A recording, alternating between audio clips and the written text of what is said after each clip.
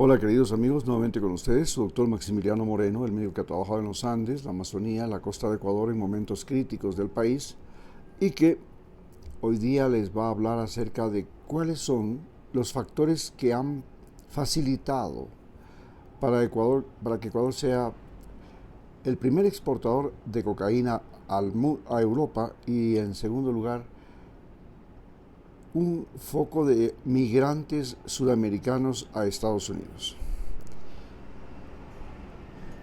El inglés, la enseñanza de inglés en Ecuador, al igual que la enseñanza de español, han sido el fundamento para que los ecuatorianos comiencen a pensar seriamente en trabajar en Estados Unidos. Pero además, otro de los factores ha sido que hay una revolución tecnológica y esta revolución tecnológica permite usar nuevos instrumentos como por ejemplo los celulares, la internet,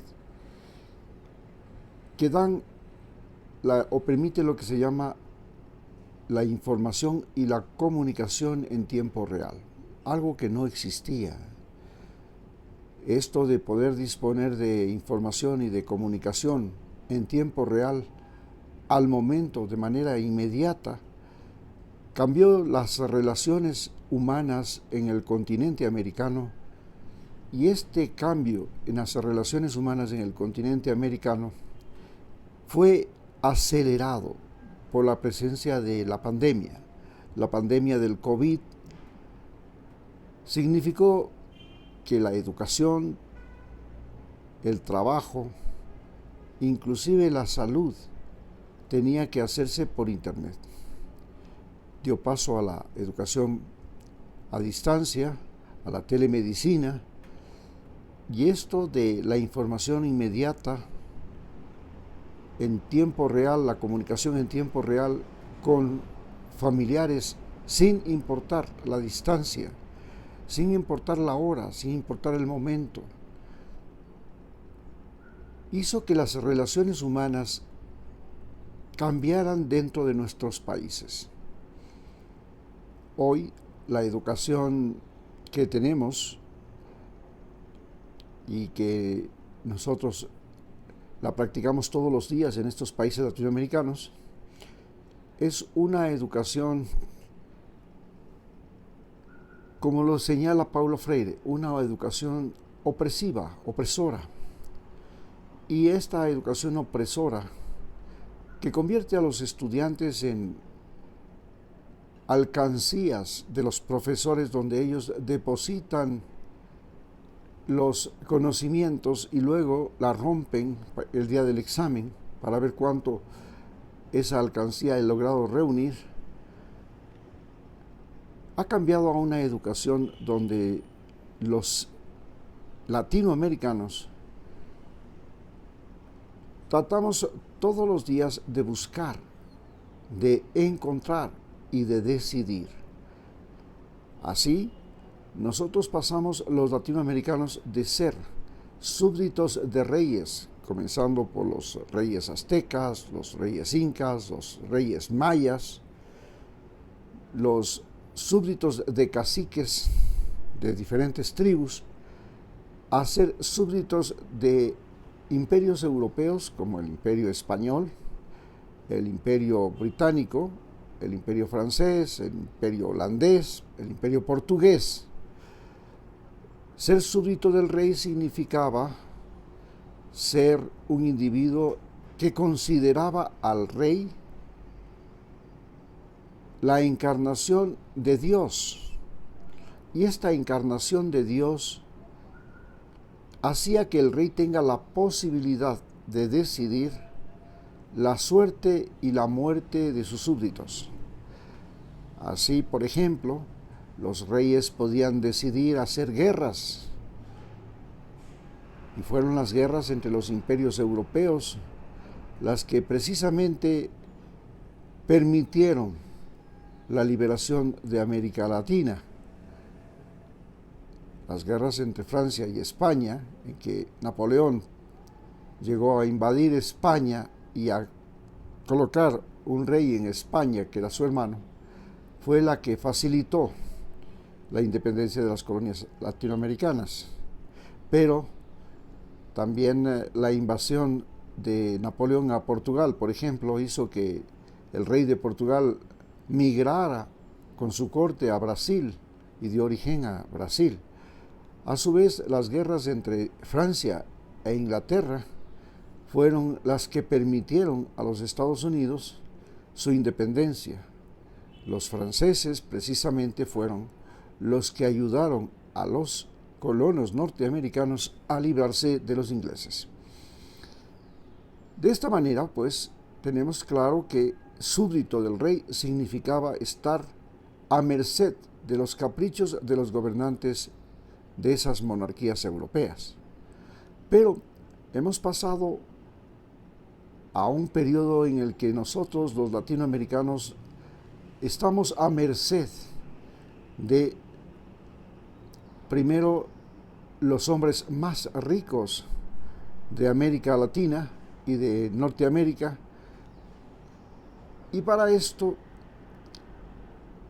nosotros comenzamos a creamos un sistema electoral que le llamamos democrático, que comenzando en 1774 en Estados Unidos, permitió a los más ricos de los entonces denominados ya no solo súbditos del rey, sino ciudadanos norteamericanos, porque vivían en ciudades, y las ciudades eran las que decidían lo que tenía que pasar o no pasar en un país.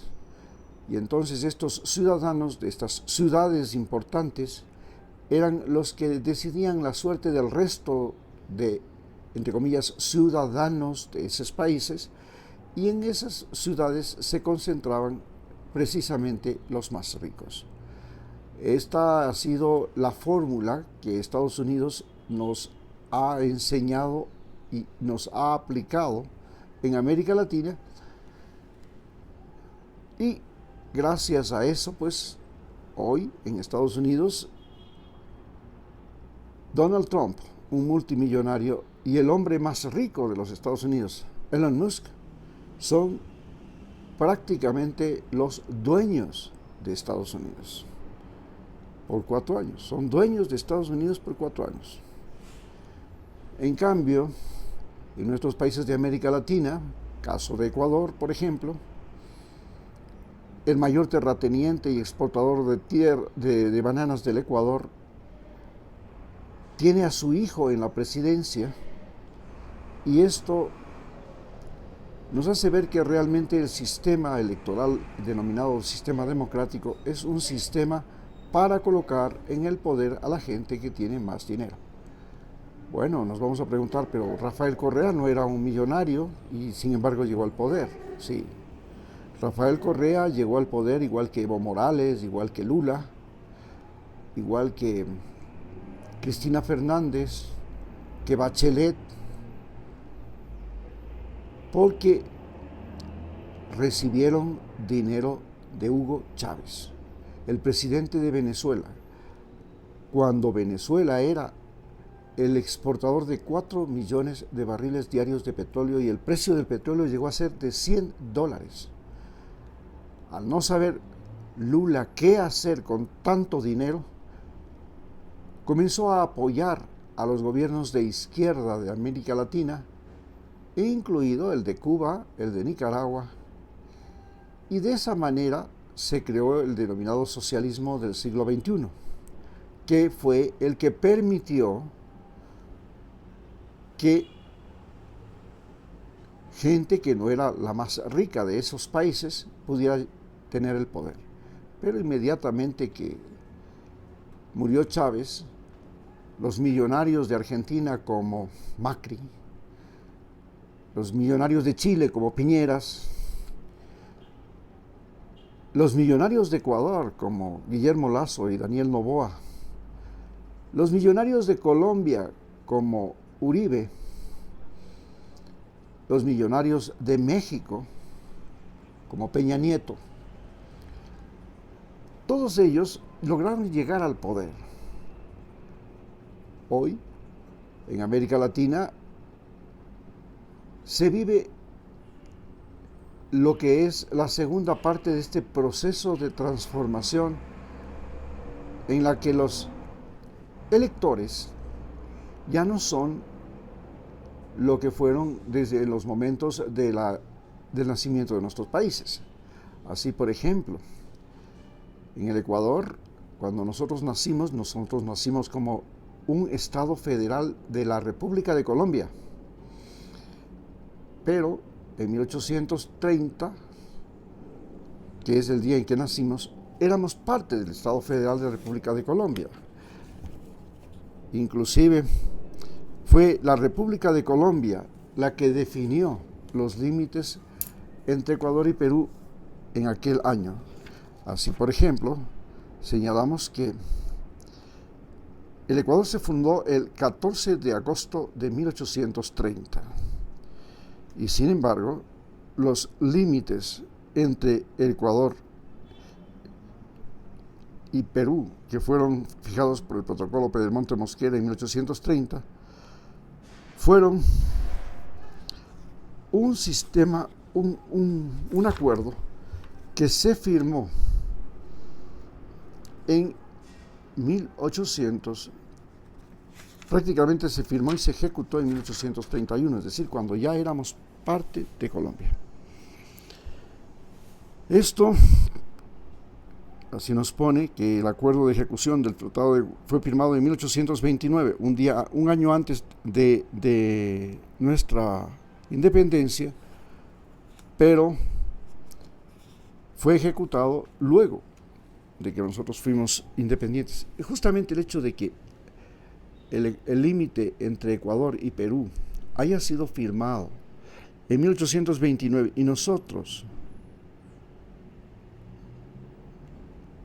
y en 1830, porque en el tratado fue firmado como Tratado de Guayaquil, fue firmado por Colombia y Perú en 1829, y luego fue firmado por Ecuador y Colombia, por Perú y Colombia también en 1830, a pesar de que ya éramos un país independiente, supuestamente, pero en realidad no éramos un país independiente. Nosotros éramos parte de Colombia, éramos un Estado federal de Colombia, por eso Colombia firmaba los tratados con Perú por nosotros. En el momento en que nacimos los países latinoamericanos como países independientes, nos convertimos cada uno de nuestros países en propiedad de las oligarquías locales. Y estas oligarquías locales crearon las fronteras que ahora tenemos entre nuestros países, y estas oligarquías locales fueron apoyadas por Estados Unidos e Inglaterra para librar guerras tanto entre países, como el caso de Ecuador y Perú, que inclusive hasta 1941, que fue la guerra de la invasión peruana a Ecuador y que nos quitó la mitad del territorio, Estados Unidos financió, equipó, armó al ejército peruano para que invada Ecuador a fin de poder convertir al Perú en el principal proveedor de caucho que venía de la Amazonía, y este caucho era del territorio amazónico ecuatoriano, de donde salía la mayor cantidad de caucho. Por eso Estados Unidos financió la invasión de Perú a Ecuador, pero también la financió para poder apropiarse de Galápagos, y lo cual lo hizo desde 1941 a 1946, en que el presidente Velasco Ibarra desconoció el Tratado de Río de Janeiro y expulsó a los norteamericanos. Y este desconocimiento del Tratado de Río de Janeiro llevó a una guerra prolongada, una guerra continua, con continuos conflictos en la frontera, desde 1946 hasta 1999, en que nosotros firmamos el Tratado de Itamaraty, en que finalmente aceptamos aquellos límites que estuvieron establecidos por el Tratado de Río de Janeiro en 1942, pero finalmente, y posteriormente nosotros le devolvimos nuevamente las bases militares en el gobierno de Lenín Moreno en el 2017 a Estados Unidos en Galápagos. Esto nos hace ver que nosotros, los países latinoamericanos, creamos un sistema democrático que es el que tanta propaganda se hace. Pero el sistema democrático, ya desde el momento en que se originó ya en Grecia, sirvió para que los más ricos pudieran tener el poder. Así, por ejemplo, en Grecia, cuando se crea el sistema democrático, este sistema de elecciones por votación directa permitió a Pericles gobernar 50 años Atenas, y Pericles era el mayor comerciante griego y el hombre más rico de Grecia. Pero desde en el siglo XX, donde se produce ya lo que se llama la revolución industrial, pero no solamente en los países desarrollados, sino que comienza a expandirse la revolución industrial por el mundo, se crean los socialismos.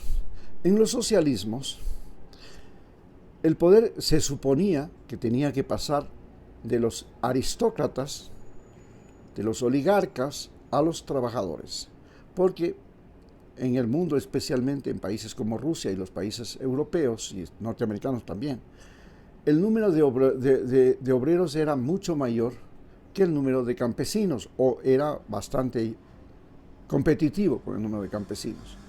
Pero los obreros eran gente, en ese momento, estamos hablando de 1917, gente analfabeta.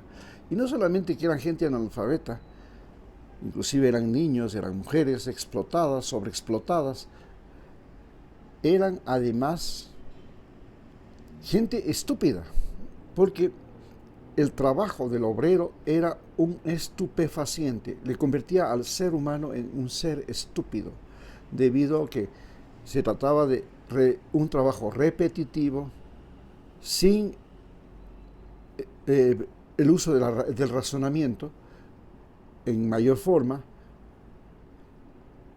extremadamente disciplinado, que fue fácilmente sustituido por las máquinas hoy en día. En cambio, el trabajo de los campesinos era diferente, era un trabajo mucho más inteligente. Siempre supusimos que los campesinos eran los más tontos, porque no tenían educación, no tenían escuela, colegio.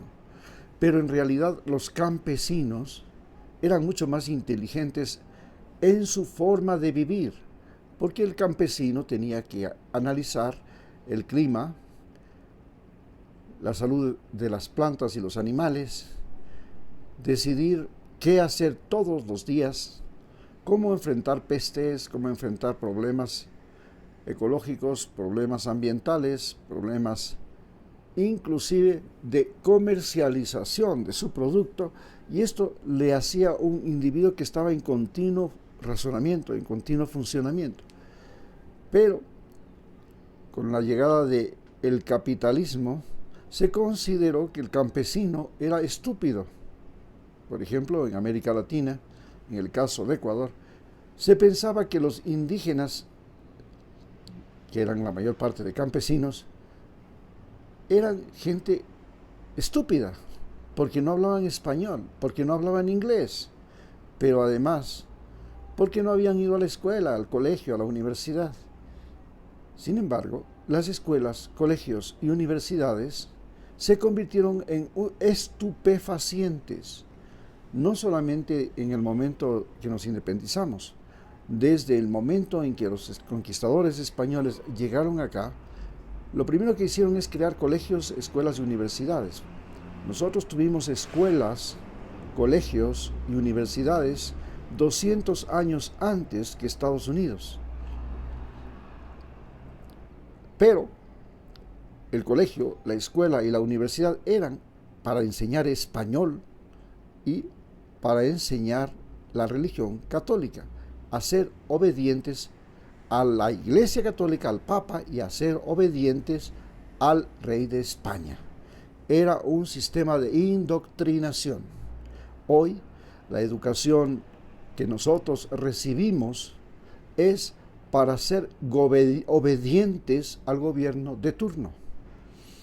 En los países socialistas, la educación que se recibe es para ser obedientes al Partido Comunista y a su líder máximo, que puede ser a perpetuidad o no. Y esto es una particularidad del socialismo. El socialismo te enseña, sí, ciencia, tecnología, lo que tú quieras, pero finalmente lo más importante para ellos es enseñar a que seas sumiso y obediente al gobernante de turno.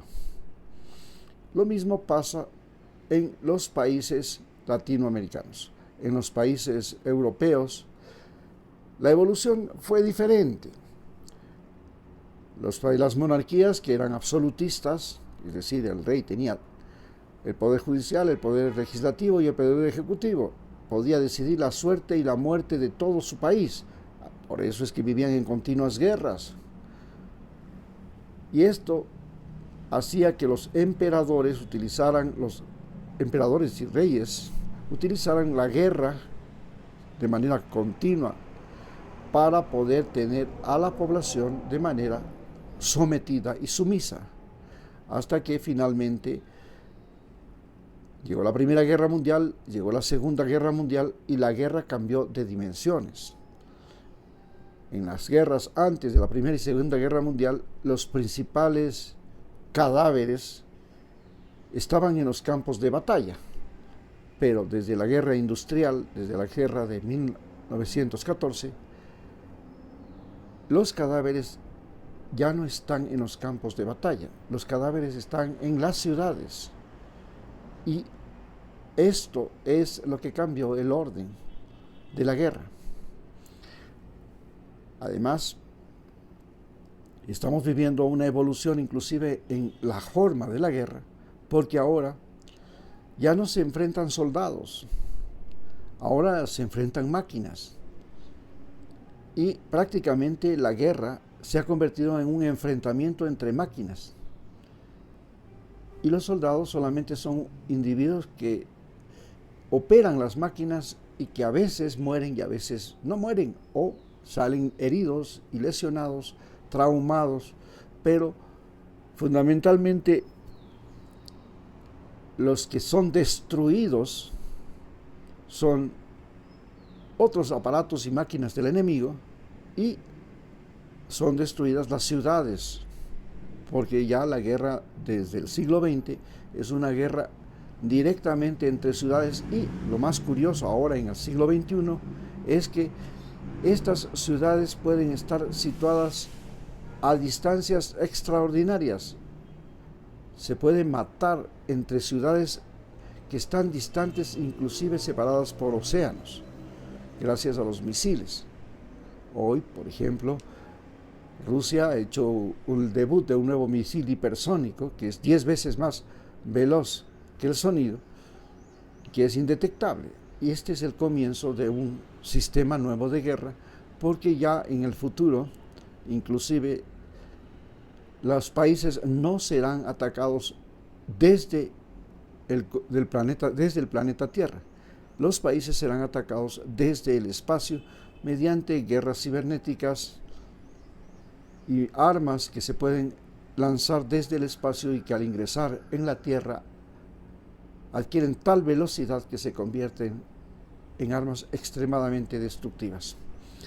Este es el proceso, y entonces nosotros ya no estamos viviendo como individuos que son ciudadanos. Ahora, gracias al narcotráfico, gracias al comercio global, gracias a las comunicaciones satelitales, gracias a las olas migratorias, nosotros los seres humanos nos hemos vuelto individuos sin fronteras. Y esto de que los individuos se hayan convertido en individuos sin fronteras, gracias a que, por ejemplo, en el caso de Ecuador, comenzamos a hablar inglés, tenemos el internet, tenemos el celular, tenemos los medios de transporte, tenemos vías que se han construido en todos los países latinoamericanos medios para llegar a los Estados Unidos, tenemos sistemas de abastecimiento, de alimentación, de socorro para los migrantes. Hoy somos invasores de Estados Unidos. Y lo que antes fueron los norteamericanos y los europeos, es decir, los norteamericanos y los europeos fueron invasores de América Latina, comenzando porque Estados Unidos invadió México, luego invadió Cuba, Puerto Rico, Filipinas, y luego se convirtió en un invasor de los países latinoamericanos, pero de diferente forma. Era un invasor a través de la explotación de empresas transnacionales que explotaban sus recursos naturales y a sus trabajadores. Nos convertimos en proveedores de materias primas de Estados Unidos y de mano de obra barata. Esta forma de explotación y de invasión de América Latina hoy se está revertiendo. Hoy nosotros, los latinoamericanos, estamos invadiendo Estados Unidos porque tenemos más capacidades físicas, intelectuales, tecnológicas y mentales que los norteamericanos.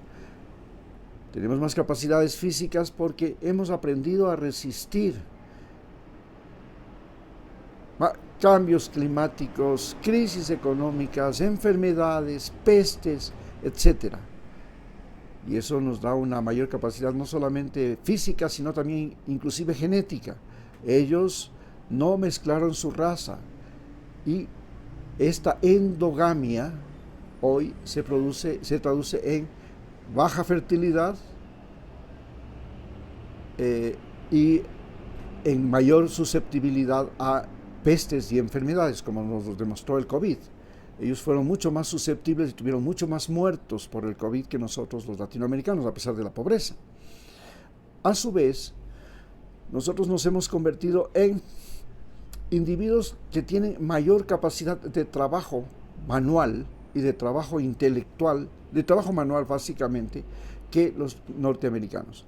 Estados Unidos sigue siendo un país donde el trabajo intelectual es mucho, pero mucho más superior que el trabajo intelectual de América Latina. Pero el problema está en que las máquinas están comenzando a reemplazar a los trabajadores manuales en América Latina, pero también están comenzando a reemplazar a los trabajadores intelectuales, especialmente la inteligencia artificial en Estados Unidos.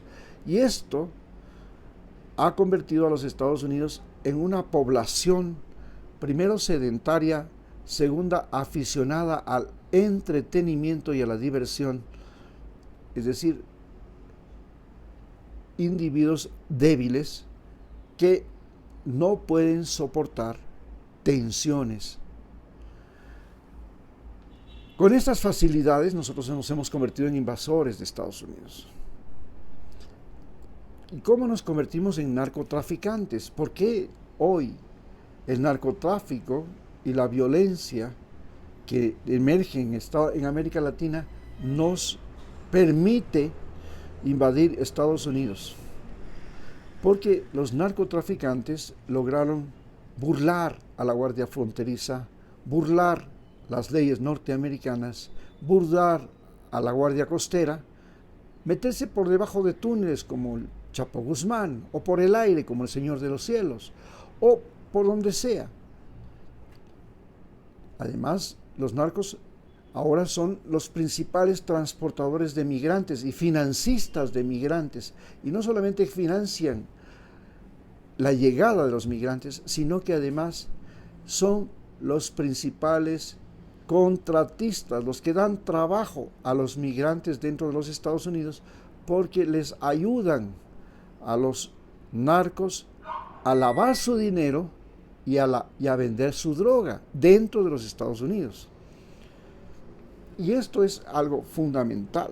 A su vez, los narcos se han convertido en los mayores proveedores de armas en América Latina, y no de armas a los ejércitos, sino de armas a las personas comunes y corrientes.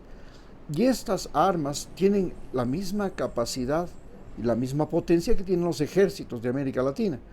Con estas características, los latinoamericanos de esos barrios pobres se convierten en individuos extremadamente poderosos, porque el poder en América Latina se entiende como la capacidad que tiene un individuo de decidir la suerte y la muerte de otro ser humano. Y eso lo tiene el individuo que tiene una pistola, que tiene una ametralladora, que tiene un misil. Y eso es lo que tienen cualquier muchacho de un barrio pobre en América Latina. Pero a su vez, también esto nos ha convertido en migrantes, porque los salarios en América Latina son muy malos. Pero sin embargo, los costos de los alimentos, los costos del vestido, los costos de los servicios públicos, los costos del internet, los costos de los créditos, los costos de todo, son los mismos que tiene Estados Unidos. Entonces, en esa situación, inclusive los impuestos son mayores.